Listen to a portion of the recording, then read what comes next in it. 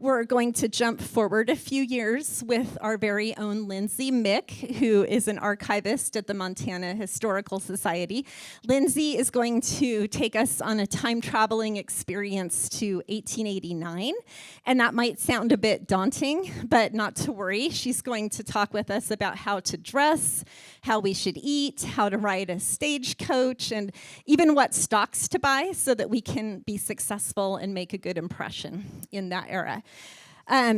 Lindsey is a graduate of Simmons University in Boston, Massachusetts. She has a master's degree in history as well as a Master of Science degree in library and information science with an archives management focus. So now I'd like to introduce our very own Lindsey Mick. Hello, can everyone hear me? Excellent. All right, let me put the water down. All right, hello everyone. Welcome to the Time Traveler's Guide to Helena, Montana, 1889. My name is Lindsey Mick. I am, as a side hustle, I'm a time travel agent for the Montana Department of Temporal Placement. And we are just so excited to bring the past to you. Now, before we begin, my legal department did inform me that I do need to read out a waiver for you guys before you participate in the Time Travel Tourist Program. So I'm just gonna read it out loud for you here right now. Please note that by participating in the Time Travel Tourist Program, you agree to waive your legal right to sue the Montana Department of Temporal Placement for damages, including sickness, injury, and/or loss of life due to the following: smallpox, tuberculosis, typhus, diphtheria, dysentery, yellow fever, scarlet fever, syphilis, cholera, rickets, scurvy, bubonic plague, food poisoning, infection, dueling, banditry, thievery, robbery, gambling, brawling, hanging, skirmishing, natural disasters, and or other illnesses, accidents, or acts of violence.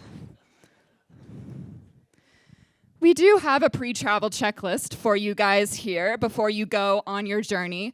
These are things we recommend you either do ahead of time or pack with you. So first things first is all the vaccines, okay? You are gonna want to be update on your vaccinations, including vaccinations for diseases that are long since been eradicated. So this would be like the smallpox vaccine, for example. We also recommend that you bring along your own antibiotics. So antibiotics were not established and created until the mid-20th century. So if you're exposed to any bacterial diseases, which there are many, you might want to have your own antibiotics on hand. We also recommend a general painkiller such as aspirin, Advil, a stomach soother, Pepto-Bismol. Also, you might want to bring a slightly more powerful anti-diarrhea medication, okay? Your stomachs will not be used to the kind of bacteria that you will be consuming during this time period, right? The water's gonna be different, the food's gonna be different. And so we really just recommend to combat traveler's sickness, bring your own anti-diarrhea medication. We also recommend water filters. The water, of course, was probably not the best back then, and we'll go a little bit more into that later, but definitely pack that. You'll also want antiseptics, a first aid kit, hand sanitizer, toilet paper, okay? So toilet paper at this time had been invented. You might even see advertisements for it. However, it would not have been particularly well spread or well used. So just to be on the safe side, we recommend packing your own. Also, if this applies to you, you might want to bring your own menstrual products, right? So at the time period, the go-to method was to use a rewashable rag, and we just don't think that's convenient for anyone, so we recommend bringing your own should this apply to you. And speaking of medicine of the 19th century, so we do not recommend anyone on this trip take 19th century medicine. The Food and Drug Administration at this time had not yet been established, so basically nothing is being regulated, okay? So even if a bottle of medicine says it includes something, you have no way to verify whether or not that's actually true. Medicine at this time is liable to include one or more likely a mix of the following: morphine, opium, alcohol, cocaine, mercury, arsenic, chloroform, something like that. One common one you might come across is laudanum, and this is basically an alcohol and opium mixture. So that's one you might come across. We also recommend, before you go on your time traveling journey, please see your dentist, okay? So the go-to method for treating toothaches at the time was taking something like soaking a rag in, let's see here, what was it? Morphine, chloroform, cocaine. You might also drink something like nerve tonic, which would include basically the same sort of mixtures. When that inevitably does not work, you will be sent to the dentist for tooth extraction. So please see your dentist beforehand. Now, the Montana that you're going to is going to look very, very different from the Montana of today, right? So the population of Montana at the time was about 132,000 people compared to, the 1 million or so people here today. We're also looking at kind of a ratio of 2 men to every 1 woman. Population of Helena at the time was about 13,000, although that is up over 280% from what it was in 1880. So between 1880 and 1890, we see this huge population jump in Helena, mostly due to the railroad, which I will get a little bit more into later. Again, we're looking at a population that's majority men, youngish, single-ish. The wealthy live in the Mandarin district, while the poor gather more in the Upper Gulch area. And we also have a red light district, which was around the Wood, Bridge, and Clore Street area. And that's kind of where, if you're familiar, the Lewis and Clark Public Library is today. That's kind of where you would find this red light district. So let's talk a little bit more about prostitution in the 1880s, because this is obviously very different from Helena today. Get the notes. So I'll talk about 2 main forms today. Of course, in your time going to 1889, you will find various forms of prostitution, but I'm just going to mention 2 here today. So the first is a hurdy-gurdy house. And if you're curious, this is a hurdy-gurdy instrument that it's named after. So the hurdy-gurdy house was a place where men basically played for dances with women, or as the Helena Independent puts it, paid for the privilege of dancing with women by paying for their drinks at the bar. And so basically women would have these dances with men, and then they would get a pretty decent amount of money for this. It wasn't actually a bad gig to have, although it could be exhausting work. You might have upwards of 50 dances a night. Now, between the 1870s and 1880s up to the 1890s, what we see is, like I said, this huge population influx with the completion of the railroad. And with it, you have people moving east, out west, and with them, they're bringing these strict Victorian culture sort of beliefs. And so you start to see moral reform taking shape in Helena in the 1870s, 1880s. So what this looks like is laws basically attempting to be passed, although not all of them do, for anti-gambling, anti-hurdy-gurdy houses, anti-prostitution, things like that. And in 1885, we get the anti-hurdy-gurdy legislation finally passed. So basically, this legislation stated that it should be unlawful for any person or persons within the territory to establish, keep, conduct, maintain any dance house commonly known as a hurdy-gurdy house.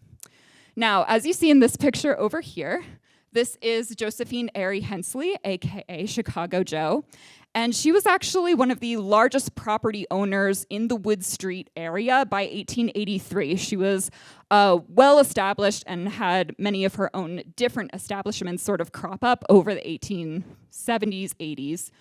And so in 1886, she is actually put on trial for operating a hurdy-gurdy house. And so the defense basically went, and this is where it gets fascinating. The defense claimed during this trial that a hurdy-gurdy was actually just an instrument, and that a hurdy-gurdy house was a place where such an instrument was being played. Now, since Chicago Joe's establishment had no instrument, the hurdy-gurdy, being played there, it could therefore not be called a hurdy-gurdy house, and therefore was not liable to suppression under the law. And the jury said, yep, nope, we agree, and she was given a non-guilty verdict. So that's kind of the general sense of what people were thinking of in terms of prostitution at this time and the general feelings towards it. Now, the other type I will talk about is the variety theater. So the variety theater is a little bit more bougie, a little bit more sophisticated. Chicago Joe opens her own called the Coliseum in 1888, and this is possibly a picture of it up here, you can see. And in this one, it was a nice theater. Typically, patrons, usually men, but not always, would pay a small entrance fee. There would be various performances given, and often by young, attractive women. In between these performances, the women would go and mingle in the audience, talk with men, maybe sell a few drinks, get a bit of a commission. There were also private boxes with thick velvet curtains around them for people interested in that. And if you were curious, beer was about $1. So those are kind of the two main establishments that I'll talk about, although, of course, there are many different ones. So what's Helena going to look like when you go there? You don't need to zoom in on this map. It's not important to see the details. But what I wanted to point out was this line right here is the Northern Pacific Railroad. So as you can see, it is cutting through, that's basically Helena. And most of the development is going to be south. So when you go there and you're traveling and walking around, most of your time is going to be spent south of town with only a little bit of development at this time period going further north. So, what's missing? Helena is going to look very different from the Helena of today. So, there are a couple iconic buildings in particular that are just not going to be there, right? So, one of them is the Capitol, right? The Capitol didn't begin construction until 1898-99. The Civic Center, of course, very iconic today. As you're going through Helena, that wasn't constructed until 1920. And the cathedral, perhaps the most iconic, famous building in Helena today. This construction didn't begin for this building until 1908. So when you go back in time, you will not see any of these iconic buildings. Transportation. How are you guys going to get around? There are no cars at this time, of course. So again, you don't need to zoom in on this map. It's not too important to see the details. But this thick line here is the Northern Pacific Railroad. So that reached Helena in 1883, and then again with it brings this massive influx of population. You can see here, that's the Helena Depot with all the carriages ready to take people where they want to go. And then you also have this great picture here of Main Street and the streetcar system. So, streetcars, very different from today. In the early 1880s, like 1883, 1885, there are talks about what it would look like to establish a streetcar system in Helena. And there were city ordinance put out, kind of dictating the rules of what it might look like. We don't actually get the first streetcar until September of 1886. It takes its first drive down Main Street. It is horse-drawn, and people lined up Main Street to see it and take its first trip. It was about 10 cents a ride. Now, very quickly, the streetcar is replaced with the steam locomotive. So, the steam locomotive was not very popular. It was loud, and it had a lot of smoke coming out of it. And as one citizen put it, it had dingy old motors whose black smoke had become a nuisance in the city. So people were not a big fan of the steam locomotive, and it was quickly replaced with the electric streetcar. So the electric streetcar ran much smoother. It was much quieter. It had electricity coming from the cabling at the top, and then there was a motor at the bottom. And it was just much more well-liked. Now, depending on when you arrive, you might see one of these 3 variations. And I should have said at the start, our time machines are not perfectly calibrated, so you might actually arrive anywhere between 1887, 1888 to 1891, 1892. But generally speaking, people do arrive within that 5-year time period. We only had one person end up in 1758. It was fine, don't worry. Side saddle. Okay, so for ladies in the audience, at the time period, it would have been considered the proper and respectable thing to do to ride side saddle if you are going to ride at all. So, for the side saddle, it basically required that you have assistance getting on the horse. This was especially important so you didn't, show leg when you were getting on the horse. And essentially what happens is your legs are on the left side, so your left foot is going to be in the stirrup, and then your right leg is going to be hooked over the horn, as you see here. Now, the side saddle is not very stable, so if your horse is not gentle and very well trained, and it spooks, you are falling off that horse. So your horse really does need to be calm, gentle, and well trained. Now, the western mountainous terrain is not great for the side saddle. It's a very rugged terrain, right? Especially when it comes to ranching. And so sometimes even a second girth was added to the side saddle for support, which is very uncomfortable for the horse, and it kind of limited its mobility. So it just wasn't very practical. And by the time you guys arrive, there might be some grumblings about the side saddle and its impracticalities. As we see in this newspaper here, side saddles are slowly going out of fashion in England, and the man fashion way of riding horses is being adopted by many of the ladies. So we mention, it's mentioning England kind of with the assumption that, listen, this is probably gonna start happening here somewhat soon. But by the time you guys arrive, it's still the proper thing to do to ride side saddle. Now, we often get a lot of questions. Will we see the high wheeler? So that's this bike right here. And my answer is probably not, although maybe. These were much more popular in the 1870s, early 1880s maybe. But by the time of the 1890s, they've really been completely replaced with the safety bicycle, which for all intents and purposes is very similar to our modern day bicycle. So you probably won't see too many of them. And I love this picture here because it shows, if faintly, all the different types of transportation, right? You have the carriage right here. You can see faint trolley tracks on the ground, and then you have this gentleman with his bicycle over here. So you'll kind of see everything when you're in Helena. So where are you gonna stay? All right, the first thing we should mention is that there are hotels. There are hotels everywhere in Helena. You can walk down Main Street, you will find a hotel. You can get off the train station, you will find a hotel. There are just hotels galore. Some of them are more like boarding houses, so you might see a boarding house with just rooms available or a saloon with rooms available, but there are just a lot of hotels around. If you're curious, it's about ranging from $2 a night to maybe $5 a week, something like that. And meals, if there's a restaurant in the hotel, of which there are several, it's about 25 cents a meal.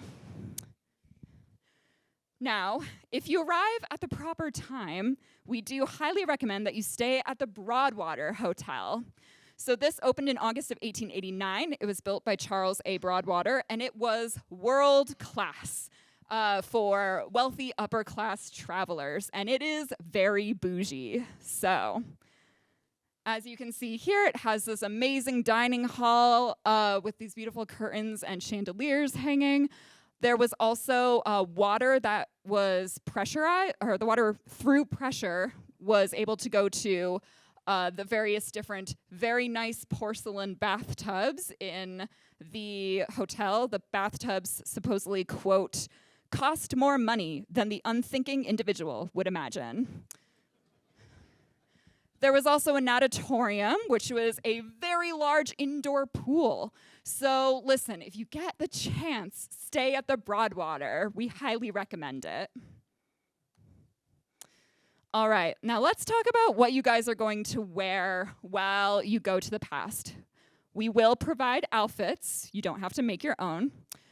But we want you to know kind of this general style of what you guys might see as you're going, when you go back to Helena in 1889, or roughly around that time period. So, for the late 1880s, we are kind of seeing the return of the bustle, aka the lobster tail. So this is this part of the dress right here that you can see is kind of sticking out and down. So in the mid-1880s, this had reached its largest size. So it was apparently so large that you could, quote, balance a tea tray on it. But by the time that you guys arrive in the late 1880s, it's going to be much reduced in size. And by the 1890s, it's really just completely gone away in favor of just like a classic bell curve dress. So kind of depending on when you arrive, you might see variations of this. Now we're looking at generally a very high collar, vertical seams. This is a reoccurring thing, so everything has vertical seams down the front. Looking at very tight sleeves, a lot of pleating, a lot of draping. We're also seeing, for hairstyles, generally speaking, pinned up hair with a sort of elaborate hat on top for styling. Now, this is a picture of the actual bustle cage. It was a wired structural support that sat on top of the chemise. And as you can see, in this one, it actually sticks out and creates that sort of bump on the back of the lady's dress. Now we also see again this sort of vertical pattern, high collar, the hair, and something else you might notice is a sort of jacket-like appearance. So a lot of the bodices resembled a sort of vest and jacket pairing, and this was taken from menswear. So it was kind of drawing inspiration from that. And again, you'll see a lot of pleating and elaborate draping of the skirt. Of course, this will vary a lot based on people's profession, their status, their class. You'll see lots of variations, but this is kind of what we're going for. For men's fashion, so I should say, for men's fashion, it changes much slower, and the changes are much more subtle over time. But one thing you will notice, first and foremost, is that there are a lot of different patterns, right? So you can see all the different patterns, the pinstripes, the dots, that sort of thing. And we'll talk about three main coats here. So we have the frock coat, the cutaway coat, and the sack coat. Frock coat is cut straight down. It's about knee length. It has a waist seam to give it definition. It is considered the most formal daytime option for gentlemen. Still daytime option, but the most formal. And then over here, we have the cutaway coat. This is the go-to coat. If you're not sure what to wear the cutaway coat. It is also defined by a waist seam, but it cuts away at the waist, and you can dress it up by wearing it with black, or you can dress it down maybe with tweed or plaid. And then you also have the sack coat over here, which is the most informal option. So this one has no waist seam, minimal tailoring, hence hangs like a sack. And it's still perfectly respectable, but it's definitely a more informal option. And then you can just see some more examples here. For hairstyling, we're really going for the short hair, neatly parted off to the side. And for facial hair, you cannot go wrong with a simple mustache. And just real quickly, cowboys and miners, obviously what you wear will depend on your profession. It's going to depend on what you're doing in your day-to-day life. Obviously, a cowboy or a miner is not going to be wearing a suit and a top hat into the mines or on their ranch. So you will see, of course, different outfits for people based on what it is that they do, what day of the week it is, where they're going, all sorts of things. Now, what's on the menu? Okay, so first things first, do not drink the water. Don't do it. If you must, boil it and then filter it. we highly recommend you just drink beer the whole time. It will be better for you. Now, with that out of the way, some of the food you'll see might be very similar to the foods of today, right? So this is a menu from the Hotel Broadwater. We see things like spring lamb with mint sauce, ribs of prime beef, vanilla ice cream, right? A puree of cauliflower. These are meals that wouldn't be too out of place on a nice menu today.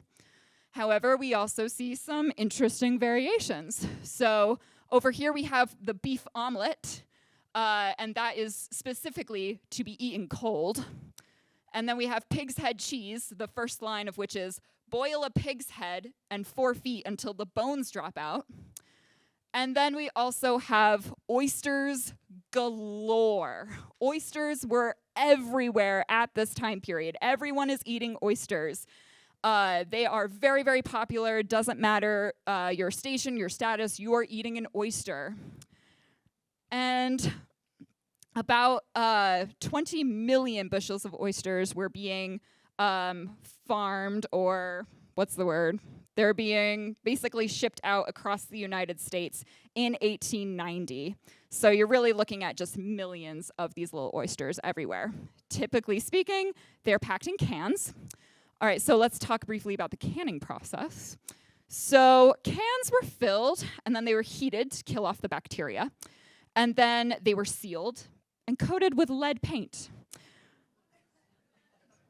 Now, the cans, none of this process, by the way, is standardized, right? So the heating's not standardized, the canning process isn't standardized. So you are liable to get either lead poisoning or botulism. So please be mindful of anything you eat from a can. All right, and of course, people want to know what to do while we're here. And I don't think I mentioned stocks in this, so just real briefly, if you want to get a stock, I'd highly recommend investing in the railroad. However, you might want to sell your stock somehow before 1900, because then the stocks kind of go down. So if you're interested in making a lot of money, just keep that in mind, what was being traded at the time versus just a few years later. But I digress.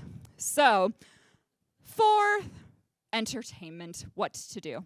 So over here at the top, we have Ming's Opera. This had shows going on almost all of the time, and it could be a comedy, a drama, a lecture, could be just about anything. So we recommend just when you arrive, look at a newspaper, see what's going on that week, and maybe pop in for a visit. You also have a variety of beer halls, so we recommend visiting those. This is a picture of one in East Helena. A lot of hotels actually will feature beer halls, and some of them, I think Harmonia Hall, for example, has, quote, amusements every Sunday evening. So it didn't say what the amusements were, just that there were amusements. And of course, we cannot skip the variety theater. So Chicago Joe's very own Coliseum Theater. You will see advertisements for this with various shows depending on when you arrive. This particular one says this week, I think it's Mademoiselle Garetta, enter group of Australian birds and kangaroos. I don't know what that means, but I'd go check it out. All right, so that's all that I really have for you today. Of course, there is so much more. If you want to know more, please talk to one of our time travel agents. They will be able to help you in any way that they can. But we really hope that you enjoy your trip to 1889, and please just be mindful of the fine print right here. You will experience some side effects.